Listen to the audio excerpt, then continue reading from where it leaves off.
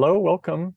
Sorry for the late start time. Just had a few technical difficulties, but it takes a long time for bits to travel across the Atlantic and the Pacific, as it were.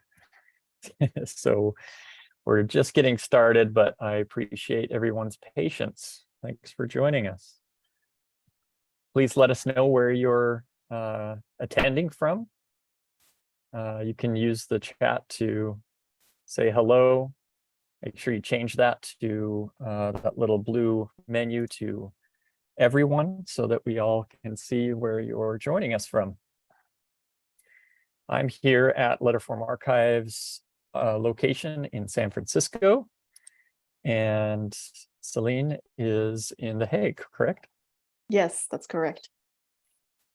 So I think since folks were mostly just in the waiting room ready to come in, I think we can just go ahead and get started. I'm going to begin with a few, oh, chat's disabled for you. Well, let me see if I can fix that. Sorry about that. I think that should be fixed now. Thanks, Guy, for catching that. Okay, I'm going to share a few things that are going on at the archive, and then we'll introduce Céline, and we may have Hide joining us later on. I'll share my screen.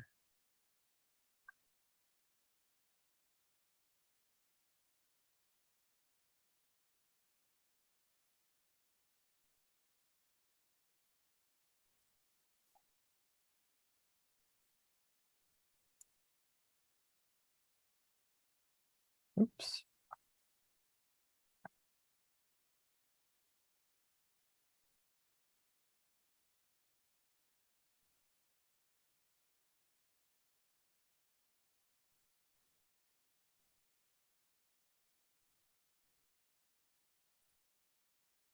Okay.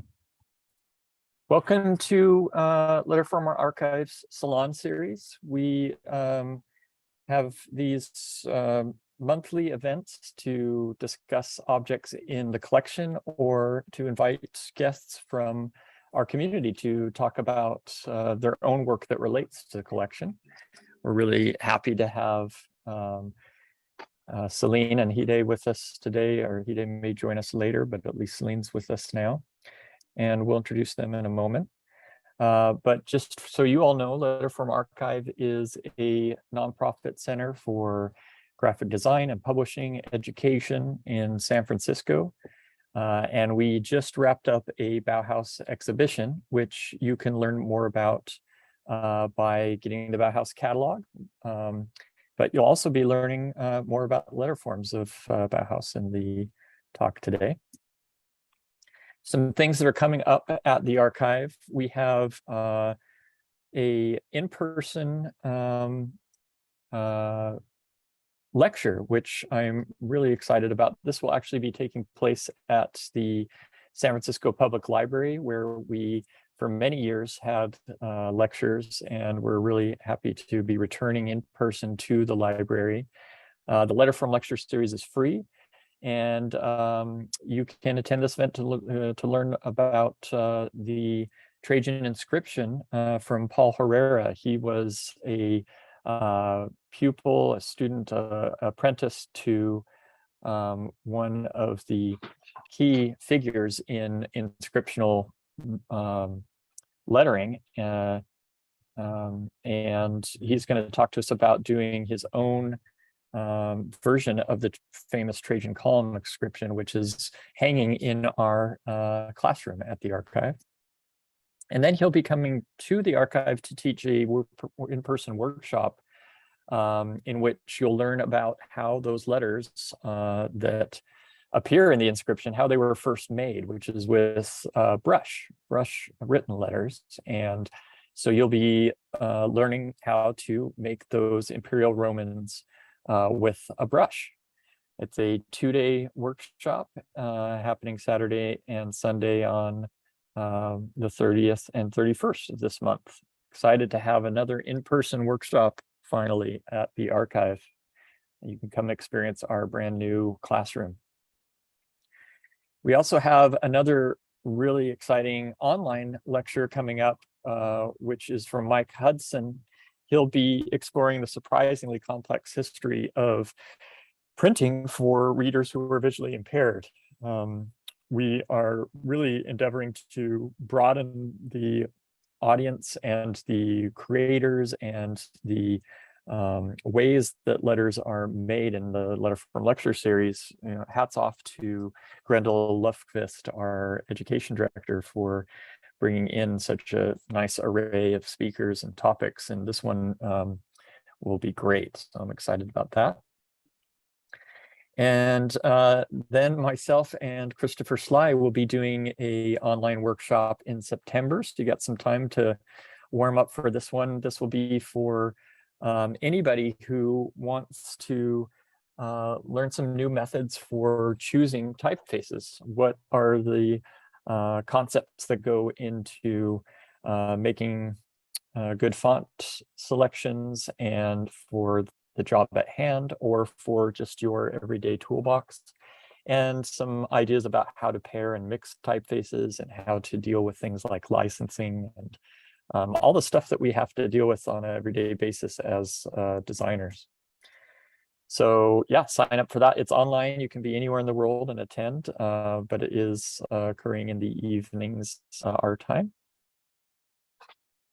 And you can learn more about upcoming events at letarc.org/events. One other bit of news from the archive is that we have a very special dream job opportunity right now, and that is the art director for our publishing program. We make some books that I personally am very proud of, but I have just a little bit to do with them. Our publishing team does amazing work on catalogs and other books about our collection. And it's time now to expand that team to bring in an art director to help shape what those books can be and how they look, and an overarching program. They'll be working directly with editors, authors, curators, artists, designers, packagers, and printers to create these visually driven books of graphic design. So you can learn more about that on the careers page of our site. And finally, we have the in-person exhibition Strike Through, which we just finished mounting. It's installed in our gallery here in San Francisco. I'm really proud to have been part of this with Silas Monroe, who is our guest curator. And it covers over 100 years of protest graphics, from broadsides to posters to even wearable protest, like jumpsuits, t-shirts, buttons, and apps, augmented reality apps. So I really recommend you all come and visit if you're in the Bay Area, and we'll have an online exhibition version of it soon, but you can get a preview of that if you visit the link that's probably in the chat, or exhibitions.letterfromarchive.org/strikethrough. So I'm really pleased to welcome Céline Hurka here with us today, and her colleague Hidetaka Yamasaki will maybe be joining us later. He's in Japan, so it's a little bit early for him right now. But we'll be learning from them about this really fascinating project that Adobe undertook a few years ago, starting in 2018, on interpreting historical Bauhaus alphabets. I think for a lot of us, we think of the Bauhaus as inventing all these typefaces, but actually it was more kind of rough alphabets and concepts of typefaces. And what this program did was bring them to life as digital fonts. And so we'll hear from Céline now about the design called Alfarn, which you worked on from the work of Alfred Arndt in 1923. And I'm excited to learn more about that process. Thanks for joining us, Céline. Thank you so much for having me. It's really great to be here. I truly hope that Hide is still going to make it. We called earlier today and he informed me that he had a last minute move to Tokyo. So let's see. But my part was the first part of the presentation anyway, so he might still have some time. Yeah. Let me start sharing my screen. This is good, right? Yes. Yes, looks great. So, Thank yeah, I'm here to talk about Alfarn and Alfarn 2, which I've been developing for Adobe in 2018 and also last year, and it was like republished this year. Let me start with the first part from 2018. So back then there was this, it was the 100 years of Bauhaus anniversary. And Adobe decided that it would be a really nice idea to invite 5 master students to work on samples from the Bauhaus time period and to make them into digital typefaces that would become part of this Adobe Hidden Treasure collection. And the whole project back then was guided also by Eric Spiekermann and from the Adobe side by Dan Redigan and later on by Frank Rieshammer. So yeah, these were the other people with me: Luca Pellegrini, Flavia Simbadi, Ilya Preuss, and Hidetaka Yamasaki. Each of us got another source material and we started working on it. I was the only one that wasn't part of a master program. So basically what they did is they took, yeah, someone from ECAL, which was Luca, and then Flavia, I think from Type at Cooper, Ilya from Leipzig, and Hide from Reading. And it was also really interesting to all of a sudden meet people that were in all these programs. But Erik van Blokland, the head of Type and Media here in The Hague, decided it would be too much for Type and Media students since their deadlines were coming closer. And I was in the bachelor and he knew me and knew my work. So he asked me to work on this, which was a really, really great opportunity. And I'm very thankful to him, Paul van der Laan and Peter Verheul, to guide me through this process. And this was the sample that I got, which was from Alfred Arndt. And I was super much drawn to like the bold shapes and the different widths and also this kind of rough, raw playfulness in the shapes. It was by Alfred Arndt, who was born in 1896 in Elbing and passed away in 1976 in Darmstadt. He worked in the Bauhaus. But the interesting thing was that he was much more of an architect and interior architect than a graphic or type designer. And yeah, I think you can also kind of see that in the approach to letter forms. But the only letters that I had and I had to like develop into a full digital set were the ones you saw on the previous poster. So what I did as a first step was to look at material. And I have to say we only had 4 weeks for the whole project until the release. And that's of course, or like 4 weeks to the completion of the set for sure. Yeah, maybe we had another week after. But it was, yeah, not too much time to dive deeply into the history of the Bauhaus and so on. So I decided to approach it visually and just looked at Bauhaus and the style samples. Yeah, and just really looked into shapes. And I always found like some kind of geometry, some roughness and so on. And then the second or like simultaneous step I did was actually analyzing what was going on in the original. So I drew guidelines and I measured things and set up a grid. And that's, yeah, that's on the basis of that I digitized the first shapes. Something I immediately noticed looking at the poster was that there were different widths in the poster, and depending on which word I would base my design on, the typeface would be more condensed or more extended, and even had some different shapes, like the C, for instance. I thought this was actually a really fun concept, and I started developing different widths for each letter and also different designs. Like for instance, here in the W, you can really see I was trying to find a good shape that would actually work with the Bauhaus spirit. And for that, it really helped me to have also conversations with my tutors and with Erik Spiekermann and Ferdinand Ulrich, who were based in Berlin, and looking at those things.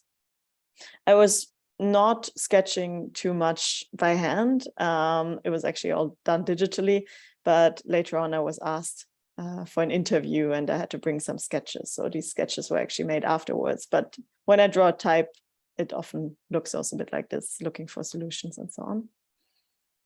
And then I just started constructing the letters and glyphs. and again, measuring things, seeing how things relate. Here, I was testing I decided to also not just include the uppercase, but also small caps, and yeah, kind of seeing how the stroke thicknesses relate. And back then I started drawing a lowercase, but I was not that experienced yet. There wasn't enough time, and we decided to just like leave it for later, because I think my requirement was to just make one set of uppercase, figures, punctuation, some accents, and so on. And this is how it turned out to be. Here you also see some of the different width solutions, like different C's, different J's usually. And this was the set. Was really, really nice somehow to work on this while studying here at the Royal Academy. And it then ended up in this collection, which you can still find on the Adobe website, and which apparently is also one of the most successful original projects, as far as I've heard. They're all free for usage as long as you have the Creative Cloud abonnement. And we all got to go to New York, which was super fun to present the project and to just, meet each other as well. I mean, it was a very international project and this was the first time I met the others. And later on, there was a whole campaign around it. It was, for instance, even projected on the Bauhaus itself. And I kept seeing it in use, which I will also show later. But that was in 2018. And as I said before, I was in my third year of the bachelor, so I still had 1 year to complete. And I knew I was going to go to Type and Media to continue studying. And to get to the second part of the project, I think it's quite interesting to see what I did between 2018 and 2022. So also later on, if you have any questions, then please let me know.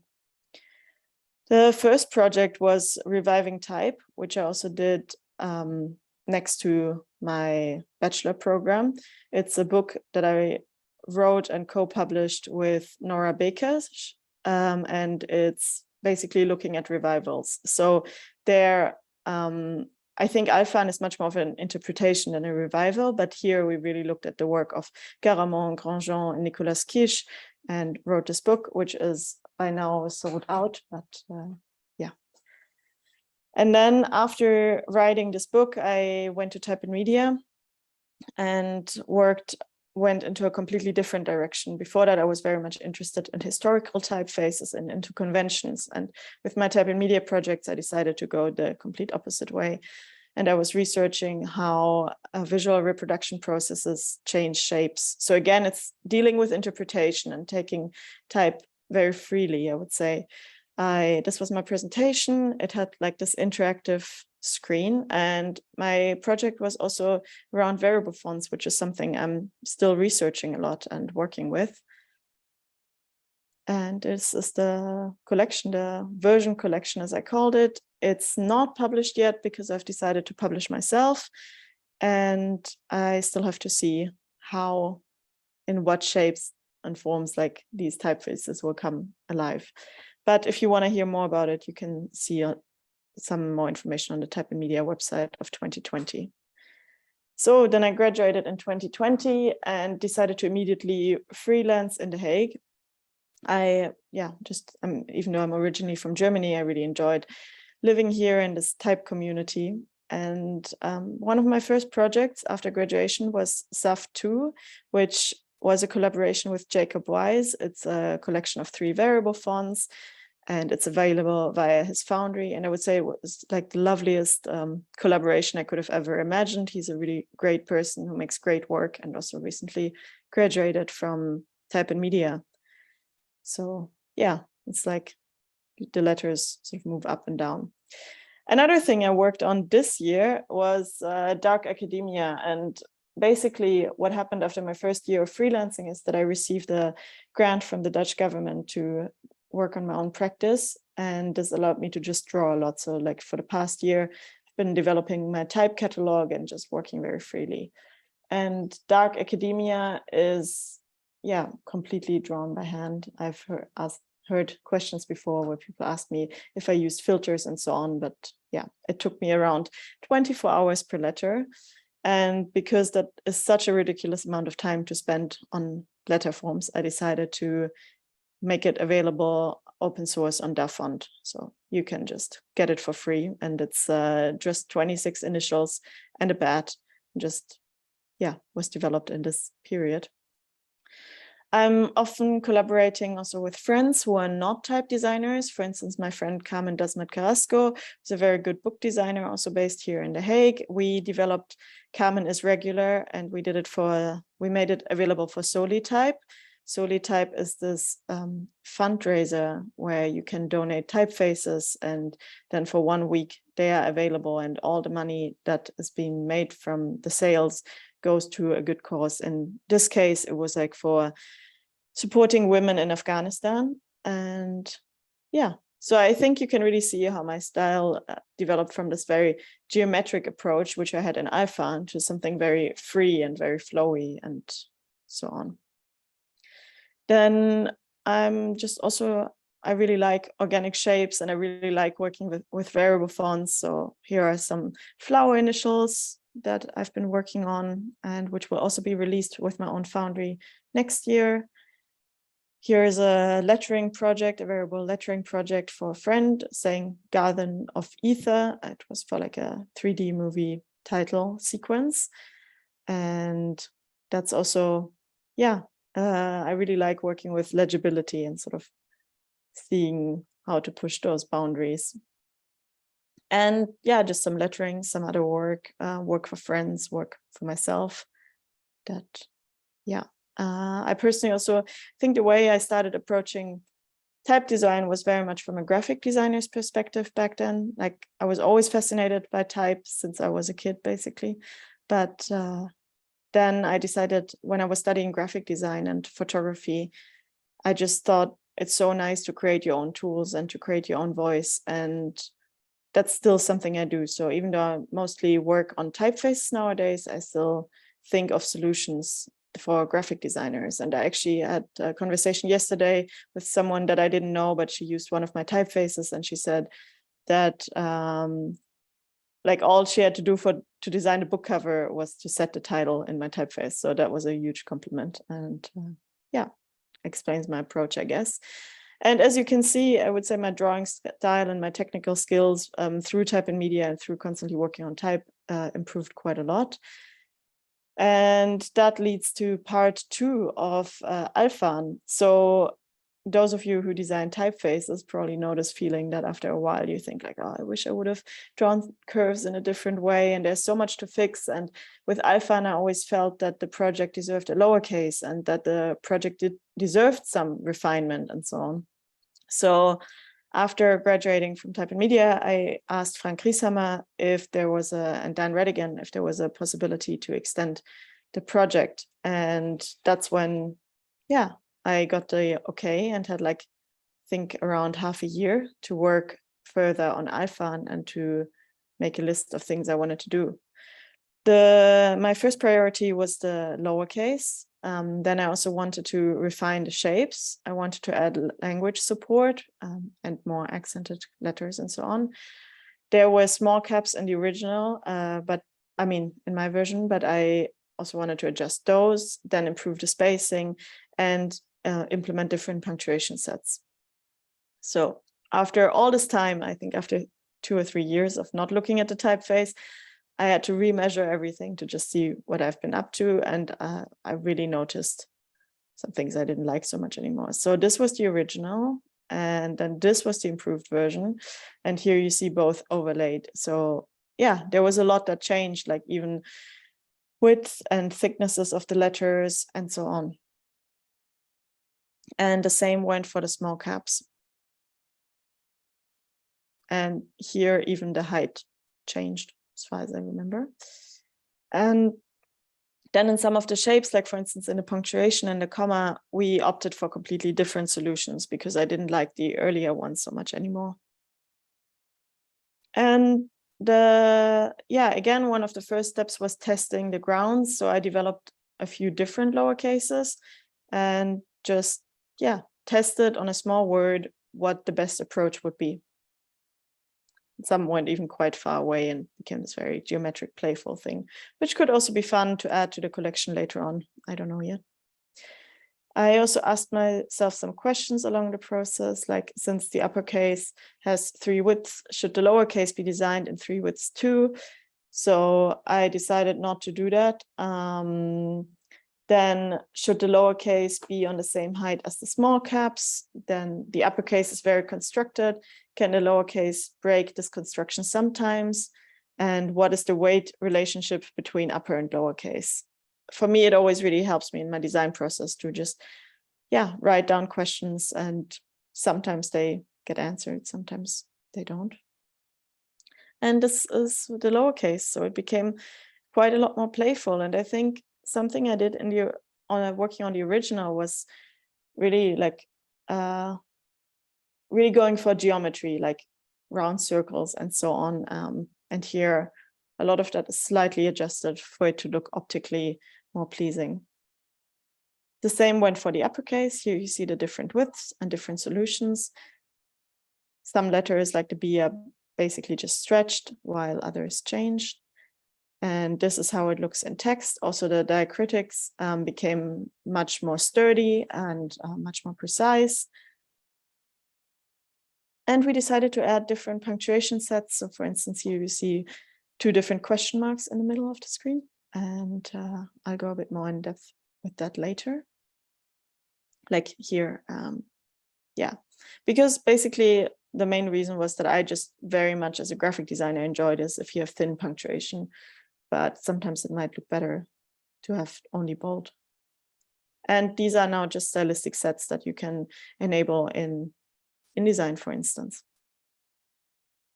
And again, I did the same for like having cap punctuation and lowercase punctuation. So the lowercase punctuation being longer.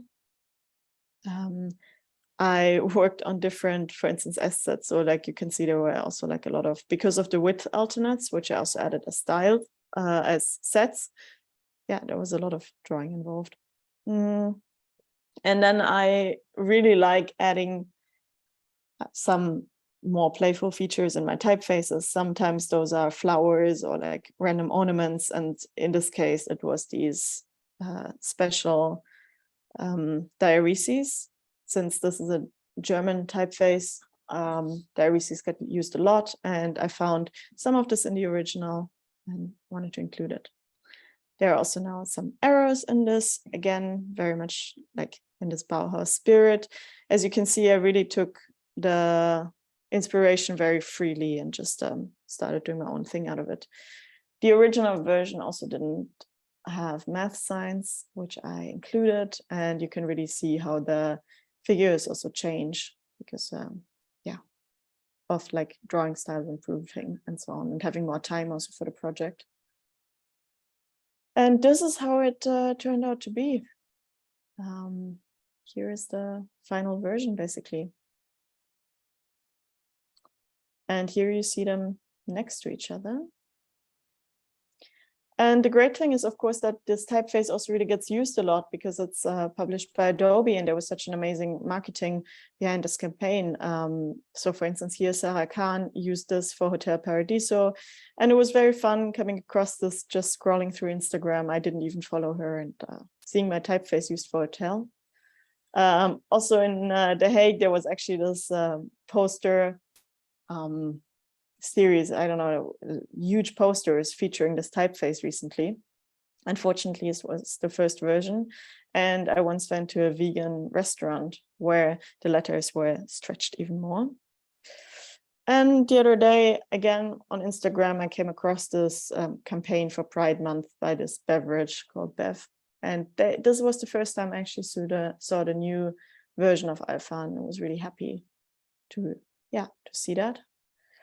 And then the question, what's next? I think there's always like more that you can add to a character set, probably. There would be maybe also possibility of different language supporters to make the typeface more accessible.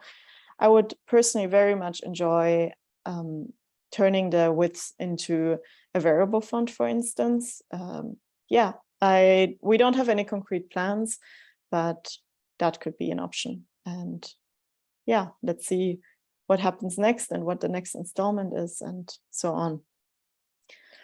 And yeah, I'm around for questions and so on. You can also always reach out to me by mail, by Instagram, by, yeah, you can see the work on Adobe, and you can look at my font profile. So yeah, please reach out.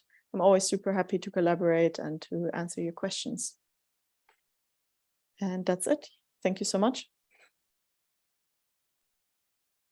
Wow, thank you so much. Your stuff is so great. I love all your work, and it's been really impressive to see how this project evolved. I have some questions of my own, but I welcome everybody joining us here to just let's have a little chat. We've got some time, probably about half an hour here, so we can talk more about Céline's experience. You're welcome to add your questions into the Q&A, and I'll ask them there. We'll start with a couple from Joe, and then I'll fill in some questions I had too as we watched. So one of the things that Joe is asking, Céline, is, were you given feedback to work with, or was it your autonomy to choose versions? Yeah, thanks for the question. So I was giving feedback, like for the first round, we were working with Erik Spiekermann for external feedback and Ferdinand Ulrich, who back then still worked in Berlin for him. And I think I received personal feedback from him like 3 or 4 times. I received feedback from Dan Redigan from Adobe, and like also later on from Frank Rieshammer. And yeah, from my tutors Dan here is here in the chat. Yeah, so hi Dan, super nice that you're here. Yeah, so it was really great because I also had these one-on-one conversations with really great type designers, and I very often also ask my friends for advice, also friends that are not graphic designers. But yeah, there was a lot of autonomy actually to work on what I wanted to work on. Yeah, I hope that answers the question. And I also see that Hide is here. So yes, Hide is here. So we'll move right into his presentation if he's ready. Welcome, Hide. Thank you very much. So I will, if you are ready to present, I will welcome you to share your screen. Thanks for joining us. So glad it worked out. Pleasure. I will share my screen at just a moment, please. Whoa.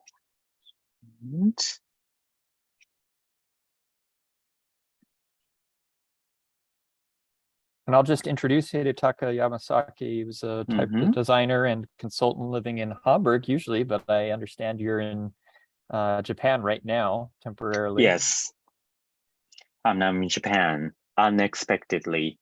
I was actually planning to give a presentation from Europe, from Germany, where I usually live, but unexpectedly, I had to go back to Japan for 1 month, and I'm giving a presentation now from Japan.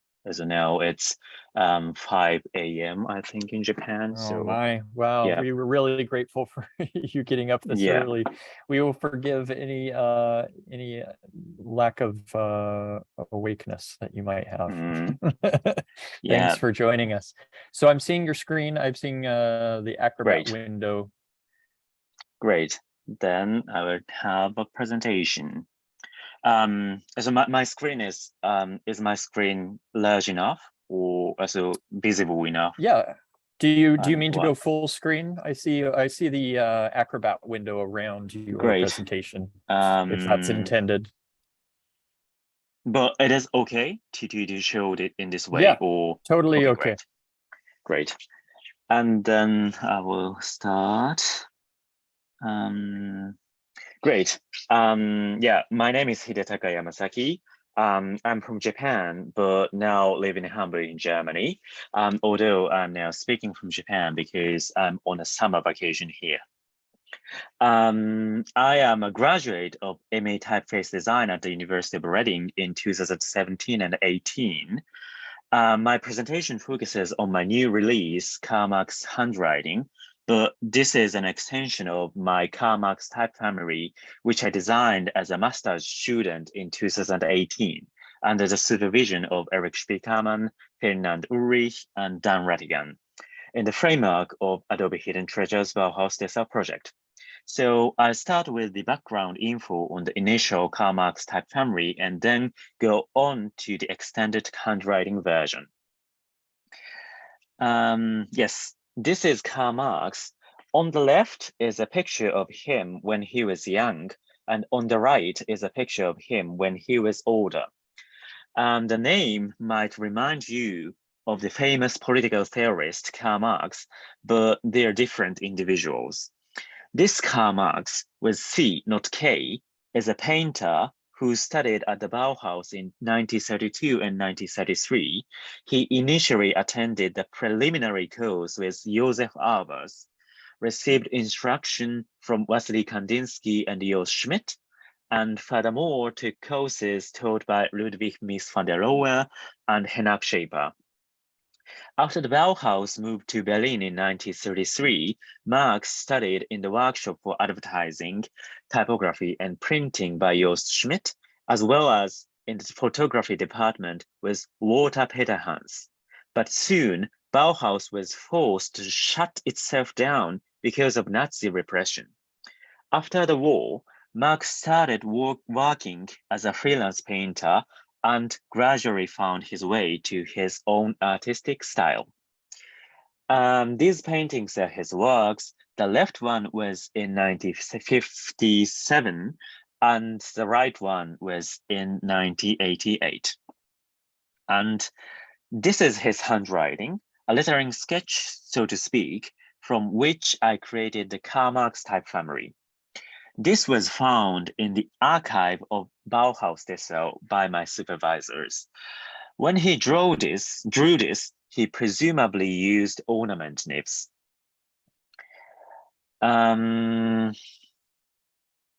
Just a moment. Yes, and this type of nib is called ornament nib, and handwriting with this pen looks so heartwarming. The nib has a round point, so drawn lines will have a single width and leave the round edge. It used to be and is still used for technical drawings for machines. Let's analyze this lettering piece. Here, he is consciously or unconsciously writing letters in a quite consistent manner. So all the letters here already share some commonalities or follow some rules. Nevertheless, some irregularities can be found at the same time, which are probably a result of his efforts to find better letter forms. Another important characteristic is wobbliness of lines, which might have been caused due to his mental strain. The biggest challenge of digitization was therefore how to achieve or retain this atmosphere in digital. And this is the outcome. My initial Karl Marx type family, released in 2018. As I had to complete the whole design process within a month, beside the busy days as a master's student, I drew all the characters directly in Bezier curves on the font editor to save time, so I didn't use scanner. And this way had also another advantage for me. That is, thanks to cleanness of simple Bezier curves, this typeface has become suitable for setting long text, which clearly differentiates this typeface from the other lineups of Hidden Treasures project. I made two weights, regular and bold, because I was able to see various weights in his lettering. Making two weights enabled also the usage of setting long body text. Here are some font in use examples. P98A, Eric Spiekermann Studio says these works, and you might find this typeface in bookstores like the example on the left. There was also a poster competition initiated by Adobe at the time, and the work on the right got the first prize. So this type family was successful, but there were still several areas for improvement. First of all, the wobbliness of lines of this original sketch was lost to a large extent, and their clumsy but the warm impression that the handwriting makes was cut down. Besides, in this font, like most digital typefaces, an A is always the same A, whereas if you write an A by hand, it never looks the same A. The year before last, I was lucky enough to get offer from Adobe of extending this typeface family. So I got a great opportunity to work on adding new styles that will solve these problems under the direction of initially Dan Radian and then Frank Reishammer. And this is its result. Karl Marx handwriting has been recently released. I believe this handwriting version has successfully captured the warmth and informality of the original lettering sketch. As you've seen right now, all the glyph widths are not changed from the initial Karl Marx type family. In Karl Marx handwriting, each character has several alternate forms, and if you turn on the contextual alternate feature, one of them will come up randomly. I took a 2-minute video to show how the fonts work. Here it is.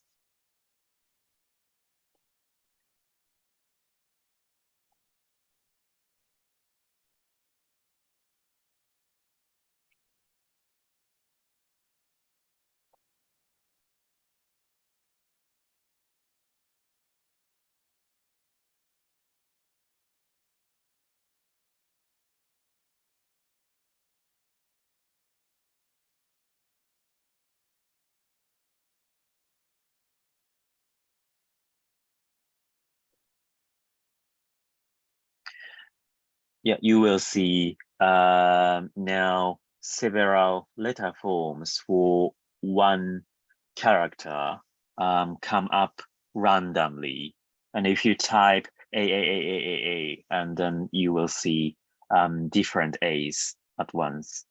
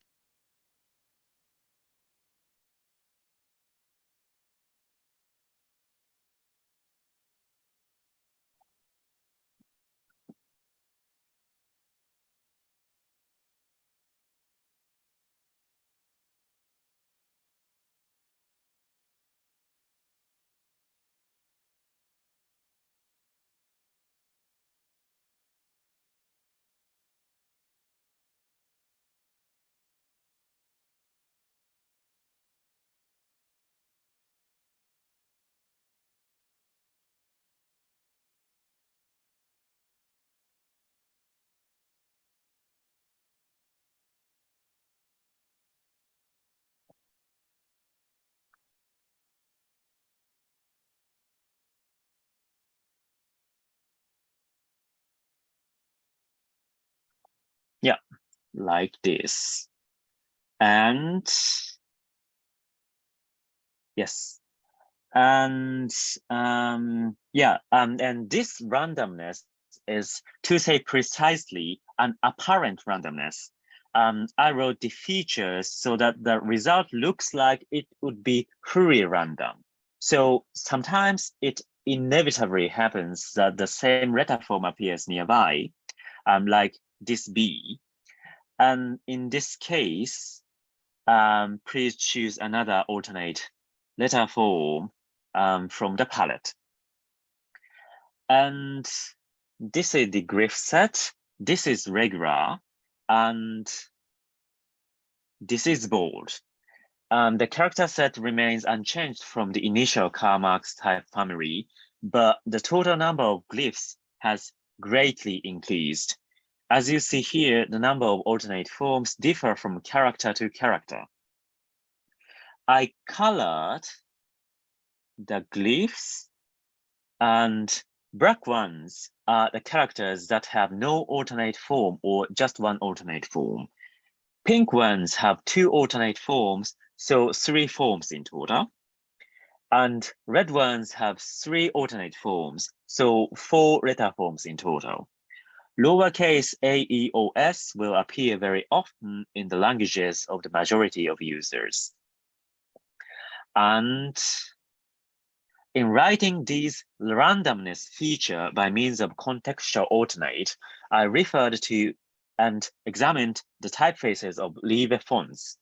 Liebe fonts is the foundry by Ulrike Rausch, which is well known for high quality handwriting fonts.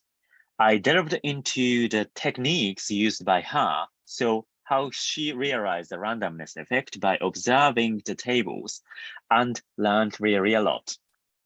I definitely recommend buying her fonts, not only to use, but also to learn. And in the design process, I wrote all the characters by hand again and again, and scanned and traced them in Adobe Illustrator. Actually, I use different tools for regular and bold. On the left are the tools for writing bold, and on the right are the tools for writing regular. The tools for bold are faithful to Karl Marx lettering, so ornament nib and classical paper for formal writing. But for regular, I used mulberry paper and a whiteboard make marker. Why did I so? Because in regular, not only the lines, but also the contours of lines had to be made wobbly and rough, so that the difference between Karl Marx regular and Karl Marx handwriting regular got clear enough. This problem didn't happen in bold weight because the stroke width is thick enough, but in regular, the stroke width is quite thin, and that's why making lines wobbly was not enough to make the handwriting version visibly different from the initial Karl Marx regular. As you zoom in the letters of regular and bold here, you will see the difference in contours. Regular has jagged contours. In writing letters by hand, I traced the initial Karl Marx fonts so that the glyph width wouldn't change in the end. And in the end, I got tons of paper. I scanned them and chose good ones, also from the perspective of harmonizing all the letter forms to some extent. So too much harmony has a deadening effect and makes it too close to original Karl Marx typeface.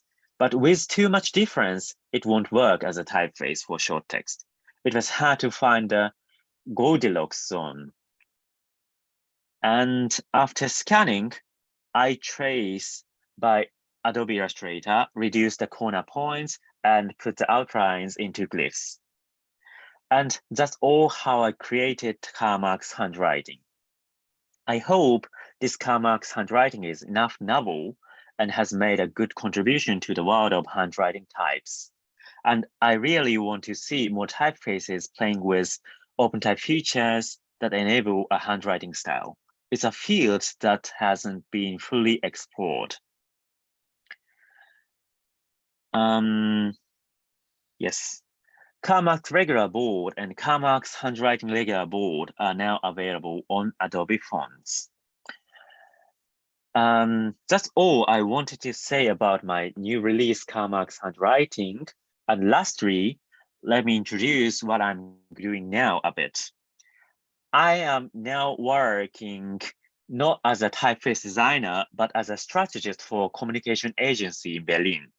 You can find more info on my LinkedIn account. My current job is like a branding and social media consultant. So I sometimes develop social media strategies like for Insta, Twitter, TikTok, etc., or analyze their performance on a regular basis, or sometimes do trend research, Germany, or global, or even sometimes plan workshops to find company purpose and vision according to the client. And as a side job, I still work as a designer on a small projects or project coordinator. This Baskin-Robbins one, an ice cream chain, is I drew the Japanese letters so the style matches the existing English logo. The bottom two projects are what I did as a type project coordinator or assistant according to the inquiry by Nippon Design Center. Yes, for Asahi Beer, we worked with commercial type and renewed the package and created original digital display types. For Less, a newly born Chinese clothes brand, we worked with Kilotype. In both cases, I was in cooperation till the end of type development and its implementation, making the cross-cultural type communication smoothly. As my full-time job as a strategist consultant is so busy, I can only work on small projects of type, but it still makes me huge fun. Yeah, and that's all what I wanted to introduce today. Thanks for listening. Thank you so much, Hide. It was really, Thank Joe, you you. don't often get to see an in-depth look on how a typeface developed. So I really enjoyed watching both of your presentations. And we have a few minutes for Q&A. We already have a couple of questions in. I have a couple of questions on my own. I'm first wondering, just, there's such a contrast between the first and the second versions of each of your typefaces in terms of how much time you had. And I'm curious of, are there advantages to having such a brief deadline for that first version? I know it's, super fast to turn around typeface in a month period, but sometimes I wonder if it's helpful to kind of be pressured to make decisions, because I know that type designers can sometimes really stress and change and takes some time on each little choice, and maybe that extra pressure can help you make decisions. That's true, but it was quite unhealthy. And yeah, I lost quite a few time to sleep at the time, and finalizing us from sketch to release, as to deliver the final data within a month is, for me, a bit too stressful. But you are right. Yeah, so putting myself under time pressure helps me, of course, by making a decision, or so this is a sort of limitation, and so this is a sort of frame in the design process, and that kind of strict frame helped me in this term. So yeah, so it was easier to make decisions and to get from the initial conception to doing something. So in the reality, as a drawing, so in this case, I'm drawing the letters by Bezier curves directly on the font editor. So this step was speeded up, which was good. But yeah, so I want to live healthy. Totally understood. What about you, Céline? I actually really enjoyed that it was 1 month. Probably same as Hide, I had a lot of projects from my school happening at the same time, but I really like just having a final deadline and like working towards that goal, and then also the project just being finished. It was just very nice, not having to continuously work on things and deadlines being extended and so on. I think it also really depended on which design we worked on, because for instance with mine, because of the short time span, I think I opted for a lot of very easy geometric solutions, while maybe I would have done more testing and so on if I would have had more time. Yeah, I think, and actually also that led to a question I was just wondering about, because in that second design for both of you, there was such an evolution of the typeface, and I often wonder about, with just versions of typefaces, whether you wish that it could even be named something different, because it's almost a different typeface. It's evolved so much. Oh yeah, but it actually is named differently. I forgot to mention before, but like I think in both of our cases, they were just added as new projects. So that's, you can still use the previous one and find the previous one on the Adobe website. And that was important for both of us to also kind of honor the previous work. Yeah. There's a question here from Catherine who asks, she's dying to study in typography, just finished my degree in graphic design, and was wondering if you would have any recommendations regarding schools. I assume, Catherine, that you're asking about type design specifically. So yeah, each of these presenters went to a great postgraduate program, and maybe they can speak a little bit more to their experience and if they would recommend it and what they got out of it. Yeah, sure. Yeah, good luck finishing up your program. There are different schools worldwide where you can focus on type design and typography.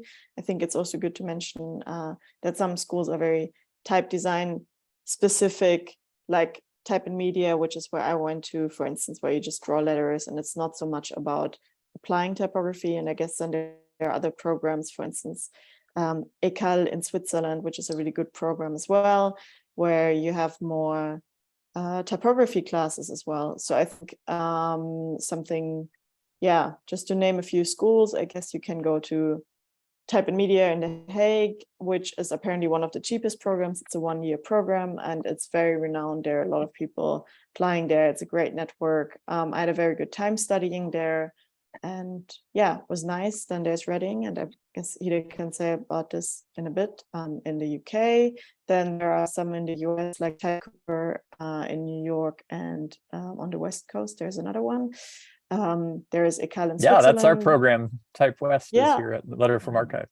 True, exactly. So I think just something that I would recommend is like looking at those schools. If you have the option to study wherever you want and however long you want, then I guess you can just go by where you like the work the most that comes out of it and where you like the teachers. And if there are certain constraints such as money, time, and so on, Type and Media is, for instance, an option. Or there are shorter courses like Type Paris, which is relatively expensive. I guess also Type West is also a shorter course, right? Or there are like shorter courses at the Type at Cooper program. Type West is a full year program, but we do have a 10-week intro class. Yeah, so those can be options as well. Yeah, just depends on what your situation is, I would say. But Type and Media is certainly a great school. And maybe Hide wants to say something about Reading.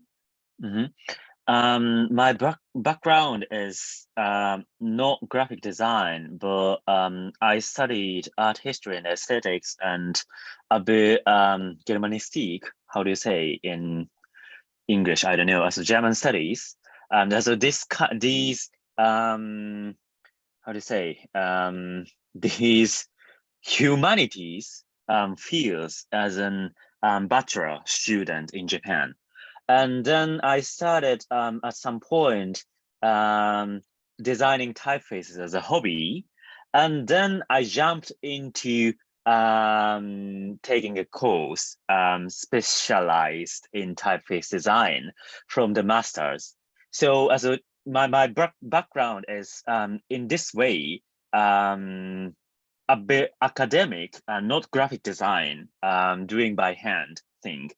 And this is one reason why I chose University of Reading, because University of Reading is not art university, but how do you say? But normal, university where you can study all the academic fields, basically. And so at the same time, I wanted to spend 1 year as a master's student in a English-speaking countries, so that I can learn English, because my mother tongue has nothing to do with European languages, and plus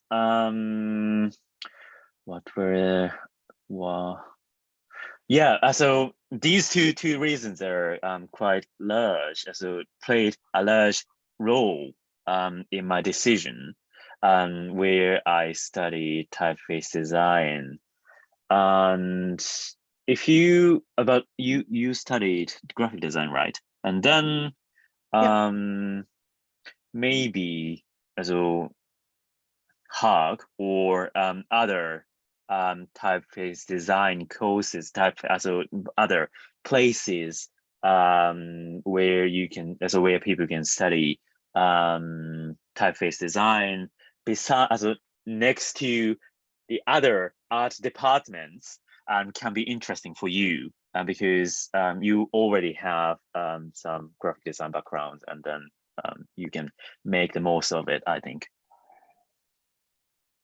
Yeah, it's interesting how, two of the oldest programs, I mean, not that old because postgraduate type design programs haven't been around that long, but you're each from very different kinds of programs and get very different kinds of benefits and focuses from them. So it's great that there's so much variety out there now in terms of type design education. Another question from Joe is how you each got in contact with Adobe to start this project. In the initial round, we didn't get in touch with them ourselves. It was Adobe who sent emails to the head of departments of these master programs, and then the head of departments had to decide which student would work on it. Yeah. There's another benefit of school, of type design school right there. Exactly. Like, I mean, it came really out of nowhere. I was at a side job and just got this email, and it was amazing. And then the second time, basically we reached out, I think in both of our cases, because we both wanted the project to continue. And for me, the advantage is that Frank Grieshammer is based here in The Hague and we're good friends. So it was nice to get there. Yeah. Joe is asking specifically of you, Hide, is how did you get involved with a project like Asahi? I got an inquiry from Nippon Design Center. Nippon Design Center is a design agency in Japan, and I know some people working there. And then they got in touch with me. They were at the time looking for good Western typeface designer or type foundry that can make really good Latin typefaces for branding, for branding Asahi beer in Western countries. And then I examined several type foundries that can be suited for this project, and I got in touch with Commercial Type, and then and the project was launched. So this is how it developed. So I had a question for you, Céline, about a lot of your projects have involved variable fonts, and this is for those who I bet a lot of our audience is aware of them, but for those who aren't, maybe describe a little bit about what the technology offers and why it excites you so much. Yeah, thank you for the question. So variable fonts is this still relatively new technology introduced in 2016, and it's considered as like one of the big steps in type technology. Like the last biggest step before that would have been the transition from prototype to digital type. And during my master's studies, I became aware of that technology. So also maybe on a technical level to quickly explain, usually if you have a typeface, you have a bold and a regular, but with variable fonts, and those are separate files, but with variable fonts, you design these extremes and then the design space in between gets interpolated. So the advantage is, for instance, and the animation and so on. So right now, here you see my type and media graduation project. And I think I just thought it was really fascinating to work on a new technology and just to become part of that, because I'm very much investigating conventions in type design. And that's also the reason I find type fascinating, because we basically still use and reproduce the same typefaces as like 500 years ago quite often. And yeah, I'm wondering how you get away from these frameworks, because of course they have certain connotations. And yeah, it's just like, for me, a very fun way of drawing and being part of that. Unfortunately, with variable fonts, it's a bit difficult, of course, to support them. Someone is asking on what technology it is that animates them, I think. So that's, yeah, still a bit of a problem with variable fonts. Not all programs support them. Right now, you can, for instance, use them in InDesign and Illustrator or Photoshop. There's just a slider and you can use everything in between the styles. But yeah, to animate them, I use Drawbot, which is an open source Python-based program. So you have to do a bit of Python, and then you can animate the typefaces and make like little GIFs and films. You can also really use it on the web, so with CSS transitions, and yeah, there's a bit of coding involved, but I guess also the more variable fonts get produced and the more people know about them, the more they become implemented. Yeah. Great, thank you for that background. That was a good that was a good overview. I think that is all we have in the Q&A section, unless somebody has anything last minute to add. One of the last questions I had was, you each spoke a little bit about the source material, but it seemed like there was a variety of different sources for everyone in the project. And sometimes it was an alphabet sketch, sometimes it was examples of lettering. It sounds like for you two, it was both examples of lettering of each of the designers' works. How much of that did you have to work from, and how much did you have to invent? In my case, I had the poster in the beginning, and that was just it, because it was really just a lettering. And it was made by brushes, like with brush strokes, actually, most likely. So there was a lot to invent from there, which also made it really fun. And yeah, so that's also why that gave me a lot of freedom to not stay too closely to the source material. In my case, I think I designed Karl Marx type families in a quite faithful way to the original sketch. This is what I aimed at. But in retrospect, I think I did quite a few original decisions by myself. Well, also in the original sketch, and you will find quite various letter forms, and Karl Marx wrote these letters with various ornament nibs, also the width and also the size of nibs, and then I had to make a decision which widths I should take on, and which widths I should throw away, or which letter forms I would take as a standard, and which letter forms I want also take. Or I had to at the same time supplement lacking characters quite a lot. So these things are my original decisions, but in the design process, I had always this feeling the decisions were strictly guided by the initial sketch Karl Marx wrote. So in the design process, I felt the room or my freedom was quite limited. But in retrospect, I think so quite a few originalities from my side were in it. So this is a sort of interesting experience. Yeah, right. And following up on that, it just this kind of project is different than most kind of commissions where maybe a client or a company would come to you with very specific guidelines on what the typeface they'd want to develop, and this is in the Q&A that Joe is asking is how often do you have such autonomy when you're getting kind of a client project like that?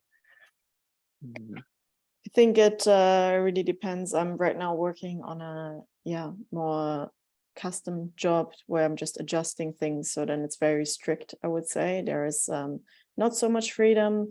I'm working on some more collaborative projects like the one I showed previously with Jacob Wise.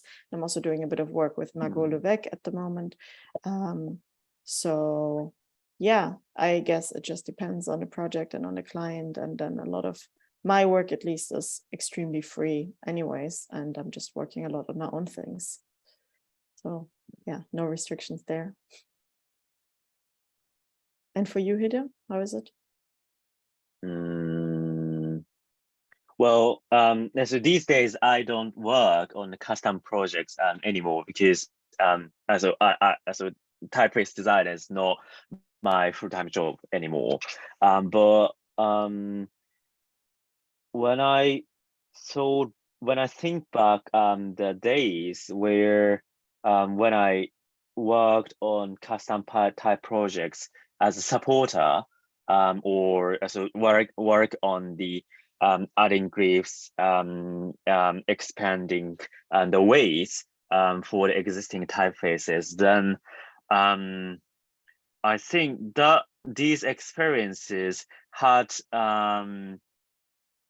less free rooms in my side in comparison to what I did for Karl Marx typeface, because, well, so I can't talk with Karl Marx directly, so then all the decisions are what I am allowed to make, but in the most cases of real jobs, so in the design process, we have today, we have clients, we have co-workers, and maybe you have boss, and so these people, and with these people I have to communicate always, and I have to adjust my working ways to them. So, and then the limitation in what I am allowed to do, what I can do, is quite large, I think. Well, thank you so much, Does this Céline make and sense? Hide. It does make To the sense, question. Yeah, it's such a different project when you're not working, you're trying to work on somebody's developing their concept without having to speak to them directly or getting to speak to them directly. Well, this kind of gets to the end of our time with you all, and I really enjoyed it. Thank you so much for dedicating your time, especially this early in the morning. And thank you all for your excellent questions. We'll have a recording of this available to everyone who is a member, Letter from Archive. That's a benefit of membership, is Salon recordings, and that'll include the chat as well. So thank you so much for joining us. Thanks for your excellent presentation. It was such a good experience to get to see behind the scenes in creating type. Yeah, thank you so much for having us. Thanks very much. It was really great. Thank you. Yeah. Thank you. And thank you, Sarah, for working behind the scenes to make the salon possible. Thank you all for attending. See you. See you. Bye.